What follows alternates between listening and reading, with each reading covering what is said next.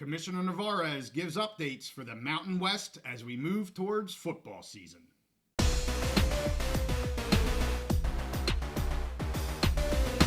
Conference realignment is always in the news, so we're back on the Big Mountain to give you the latest update on the Mountain West and the remaining PAC-2. Hey, it's good to have you back on the mountain. I am JY.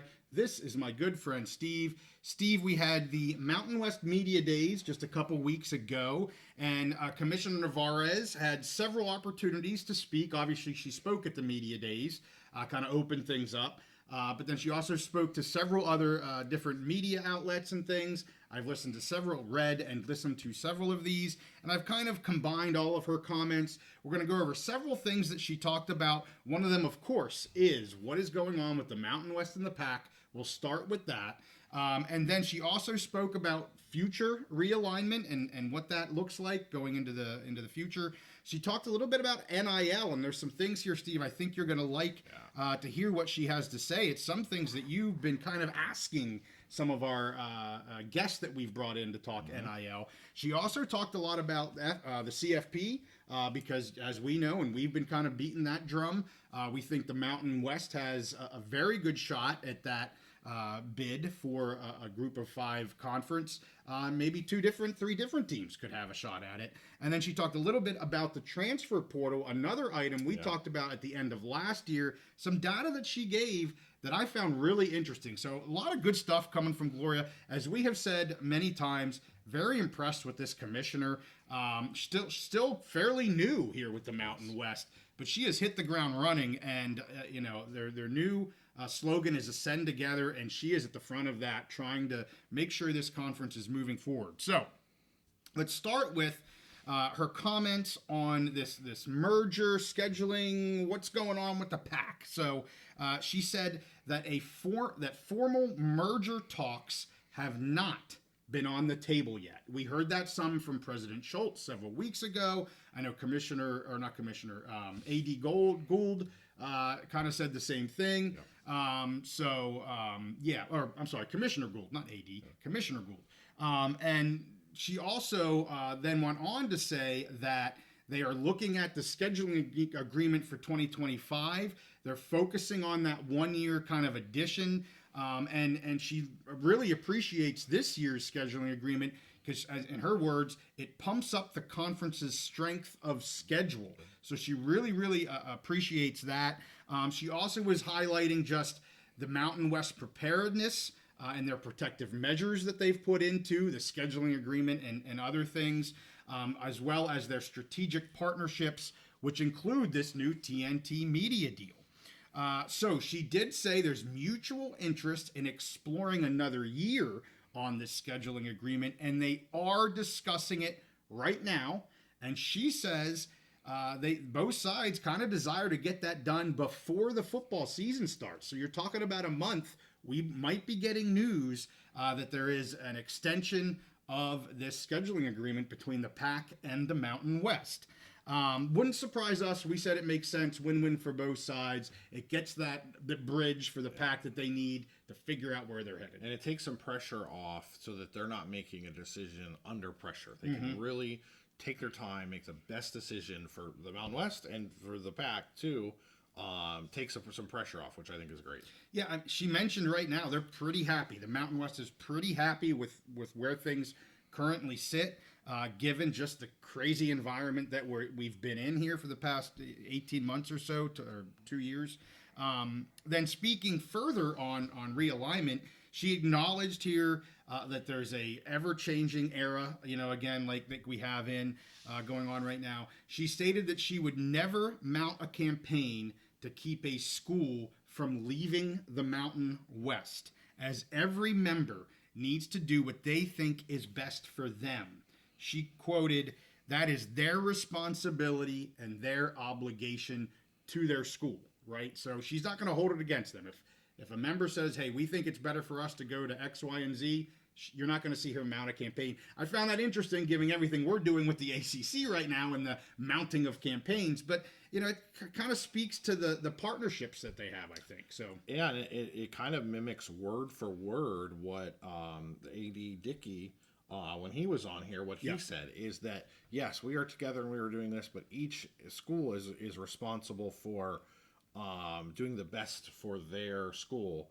So I think I'm guessing that's intentional. Like they're on. It shows they're on the same page. Yeah. The commissioner and the schools are on the same page with all this, which is great. Yeah, and I'll make sure I link that episode to the AD Dickey interview that we did just last week. I'll put it up here at the top if you guys want to check that out after this. She did mention that there currently are resilience in this environment right now with the Mountain West, resilience to this realignment, and she stated, "I think our schools are aligned. This could change tomorrow, the next week, next month, but I have a really good thing going. We have a really good thing going right now." And it seems like that when you it doesn't seem like they're just saying that. I mean, you kind of heard that from the PAC where they're just saying this. Some people would say that's what the ACC is saying right now. They're just putting on a front.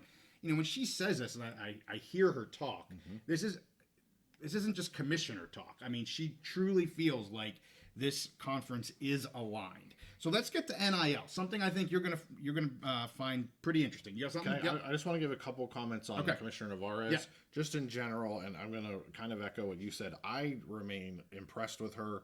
I'm the Big Ten guy. I follow the Big Ten. We've also been following the PAC and the ACC and all that kind of stuff. For a commissioner, a relatively new commissioner of a smaller conference, I think she does an amazing job. I think she's a really effective communicator. She doesn't just give, like you said, just commissioner speak. She's a really effective communicator talking about substance, which is really good because it manages media and fans' expectations. Yep. You see from her communication and then the communication from the schools, from the decision makers at the different schools, and even when the PAC, those two schools, you could just see everybody is kind of on the same page. Everybody is communicating. There's not a lot of conflicting information. And to me, she's just kind of at the center of that. So I remain very impressed with Commissioner Nevarez. And for the Mountain West, we'll see what ends up happening. We've talked about different mergers and different things like this. To me, you said that she seems really happy and excited about where the Mountain West is. Yep. And I think that's exactly right, because the way she sees it as, they are one of the top, if we're going to use the G5 or G6 conferences, sure, they're right there at the top of that. We're entering a time in college football where there's an opportunity for the top G5 team to make the college football playoff. There's all these new changes coming. And they have so much to be excited about, and she's so good at communicating that. So I trust her decision making, and I love her communication, and I think we get a good window into her decision making by the way that she talks about substance. So you understand where she's coming from when she makes these decisions. There's no surprises. So that's all I got to say. You summarized it perfectly, because that's when I listen to her speak or read her quotes, but I feel like you get more out of listening to somebody actually speak and how they're answering the questions, the tone, all that kind of stuff. You hit the nail on the head, Steve. That's exactly the read I get on her as well. So let's get to NIL. She called this, of course, the NIL is just the Wild West right now. We've used that term here before. And because it is so wild, she's interested in having institutions more involved and also having a third-party agency kind of oversee this. So you're hearing some of this now coming out of the proposed settlement agreement with the NCAA in the House, is obviously having the institutions more involved, potentially having a third party. She thinks those are both really positive things to move forward. She says this will help bring a level of protection for the student athletes. She also expressed her desire to move away from this pay-for-play model. She stated that she thinks today's NIL is thinly veiled pay-for-play. Again, having a third party to bring us back from where we currently are in the current state of affairs for NIL, and also for roster building, for roster management, and again, for that student protection is really important. So when I saw her say and heard her say, today's NIL is this thinly veiled pay for play, I'm like, that's something you've been asking people from day one. From day one. Yeah. Is this really pay? And nobody wants to really answer that question because it's illegal for it to be pay for play. she's back to what you had just said about how she communicates. You don't have to read between the lines. She's saying that's what it is right now. And here's the deal: she's calling. She didn't say the word NCAA. I don't think. Okay. Mm-hmm. She didn't talk about that organization body. However, she is really talking about the 500,000th epic failure by the NCAA. Sure. So what they did was when these court cases happened and states passed their different laws, the NCAA said, okay, we're going to allow this. However, you can't handle it in-house at your school where you have a fully fledged out compliance department with lawyers and everybody. Instead, let's put it in a separate organization led by boosters, because they have a great track record. Yes. Separate organization backed by boosters, and you, the school, you're not allowed to really have any say in this. These people are just supposed to raise money and give it to your players. They can't be paid for play, but you're not allowed to monitor them and make sure they're doing things right because they're not a part of you. I mean, how dumb was that system? And again, this is just another failure of leadership from the NCAA, and we have now the commissioner of the Mountain West, among others, calling it out and talking about how we should move forward in a very sensible manner. Let's maybe if we're going to still have an NCAA, I doubt, I question that we really need one. But if we need one, let's just go ahead and make her the commissioner. Either her or Schultz, they can run it together. Okay, well, you could do that. And yeah, just the whole NIL thing. It's such a crazy mess right now. And I don't want anyone to think that this House settlement is going to be the end-all, be-all. It's going to tamp things down for the time being. It is going to have a bit of a reset, but it's not a full reset. It's going to kind of set the new stage for just more litigation. The Title IX thing's huge. We've talked about that a lot. That has to get ironed out. So it's not going to end with this settlement, but it is going to give a bit of a reset for some of this. And again, and yes, I agree, but I think this is an effort, still I think, an effort by the power conferences, the schools that have all the money. Yeah. They're trying to use this to yes, hit the reset button, take care of past issues. They're also trying to use it as kind of a framework to move forward, but I think that's going to have limited success because you need something. You either need an antitrust law by Congress, which I don't trust them to do that. You need the NCAA to totally reorganize themselves. You need something else beyond this settlement. Right. And honestly, what I think it's going to take, and when I've said this for a while, is I think the commissioner, each conference is going to have to come up with some rules and take some leadership, and I see her doing that right now. For sure, yeah. Well, let's get to the last. Oh, I'm sorry, we have two more. College football playoff. And then a little bit on the transfer portal. So, for her, and we've said this before, it's about equity of access, having the access to the college football playoffs. She gave a lot of credit to the advocacy of conference leadership. A quote from her here: as long as we have something to play for, it makes our championship important. It makes our regular season important. She points out to the aggressiveness of the scheduling of non-conference games this year. I mentioned that on our last episode. 35 for the Mountain West. That does include OSU and WSU. So just to be clear, that's including the Beavs and the Ducks, or the Ducks, the Beavs and the Cougs. I apologize. Into that. And the next closest conference has 23. So certainly this, and we talked about that in the beginning. She's really happy that to have this scheduling agreement to kind of prop up their schedules and make them more of a power type of schedule. The Mountain West Championship game has been moved to a Friday. We talked about that. It will be on Fox, the flagship network, Friday evening. Get more eyes on the Mountain West. And also, especially if it's going to have playoff implications. If it's say a Boise and a Fresno type of deal, and a win and you're in type of scenario, big time game there for the Mountain West. She also stated that they're looking into possibly neutral sites for conference championship events for football and all sports. We know, there's good and bad. There's pros and cons to doing that. We're advocates of Vegas right now, and just what's going on in Vegas. They really seem to have taken a hold of Vegas right now. And yes, of course, UNLV is in Vegas, so that's a home city, if you will. But Vegas is just inherently neutral. People come there from all over the country. It's coincidence that UNLV is there because it is kind of claimed by the entire country. That's true. Let's get to the transfer portal. She highlighted here, Steve, that roughly 40% or 41 players transferred out of the Mountain West to Power 4 teams. However, transfers into the conference from Power 4 schools was about 80 players. So they actually brought in more players from P4 schools than what they lost to P4 schools. And we've been talking about that. Everybody thought or thinks that it's this massive, just the G5's losing all of these players and all their good players are leaving. But, you're seeing a lot of that come trickling back down, too, for maybe a number 2 quarterback, running back, or any position. It could be any position. And they want to be the starter.